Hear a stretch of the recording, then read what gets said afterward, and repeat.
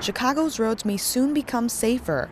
A new law requires all backseat passengers of a car, not just the driver and the front seat passenger, to buckle up. There was an enormous drop in the number of fatalities when they first had the first seatbelt law, so I think it's a reasonable thing just to have everybody buckled in. Illinois is now one of 26 states to pass such a law, according to the Insurance Institute for Highway Safety. When the original law was passed, surveys showed that it was only about 45% of people that were buckled up, and the figure is close to 90% now. Drucker says compliance with the law saves lives, and there's data to back up his claim. The Centers for Disease Control says seatbelts cut the risk of serious injury or death by half. But not everyone thinks the new law is a great idea. I don't believe we need the government telling us we need to be belted in.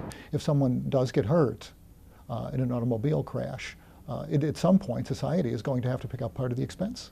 If an officer spots you in the back seat of a car without a seatbelt on, you will be fined $25. Now, that might not seem like that much money compared to what you would pay for a moving violation like rushing a red light or speeding. But the important thing to remember, officials say, is not the cost of the ticket, but the reason why you have to obey the law. I think officers are going to more pull people over to remind them of the new ordinance, to enforce it for their safety and not to make revenue. There is an exception to the law for taxi passengers. They are not required to wear a seatbelt as long as they're in the back seat. Susanna Pak for Medill reports.